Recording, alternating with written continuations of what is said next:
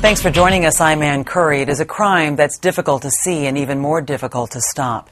Children so young, some could be in kindergarten, being sold for sex.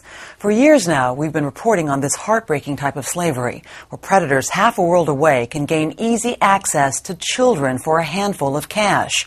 Our investigation has helped put some people in jail, but now you'll see it's also helped do something else.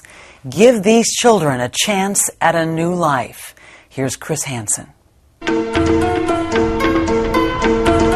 a foreign tourist, this Cambodian village may look like a typical sleepy town. A few outdoor cafes, farm animals in the alleys, and friendly children. And even though these girls appear to be happy, they have little to celebrate. They are child sex slaves. Oh, you doing over here? Bill 30 and 2 girls?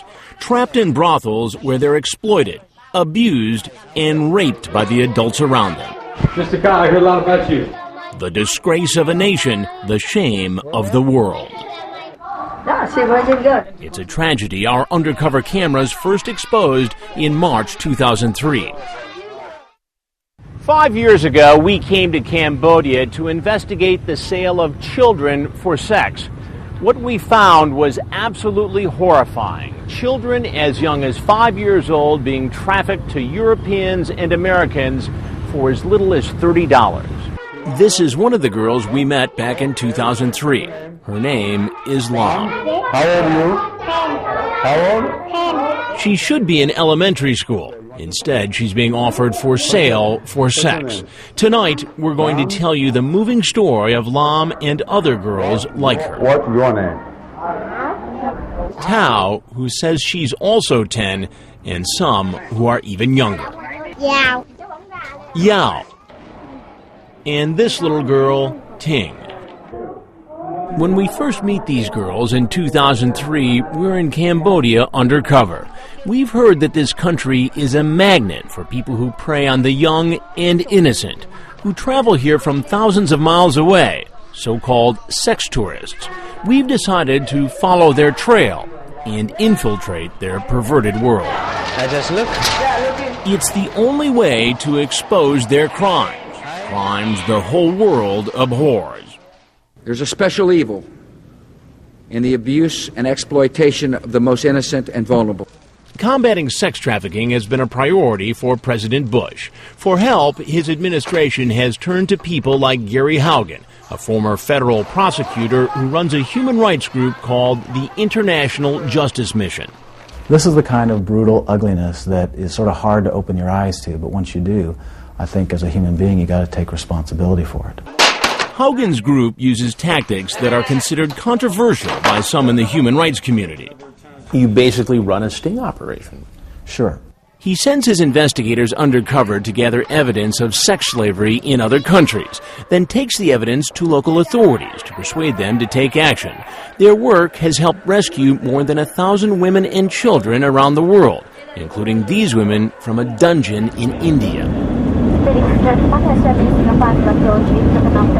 It's 2003, and Haugen's target is Cambodia. Our Dateline team is going along with his investigators. We find a nation still suffering from the trauma of the 1970s and 80s, when an estimated 2 million Cambodians died because of war, famine, and a ruthless dictatorship. But there are also signs of recovery here. More tourists, for instance, like Jerry Album, a doctor from Oklahoma our camera crew meets up with in the heart of the Cambodian capital, Phnom Penh.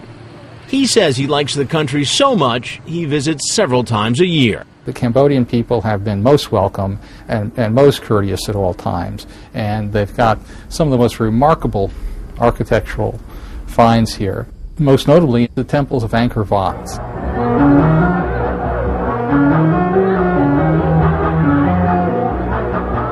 But it's not only the legendary temples of Angkor Wat that draw Dr. Album to Cambodia.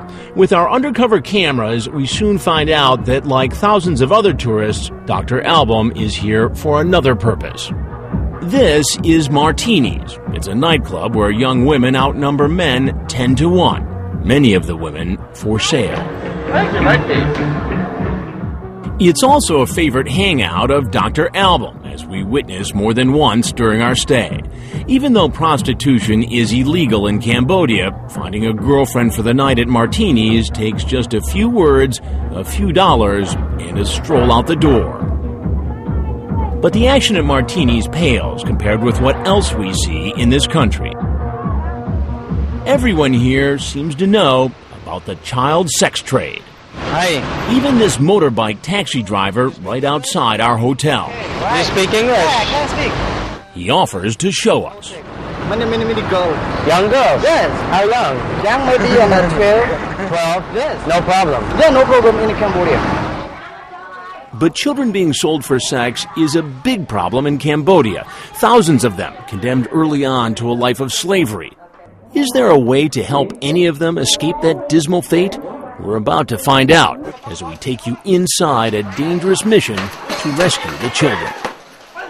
Coming up, a village of brothels filled with terrified young girls for sale. So what's that American doctor we met doing here? When Children for Sale continues.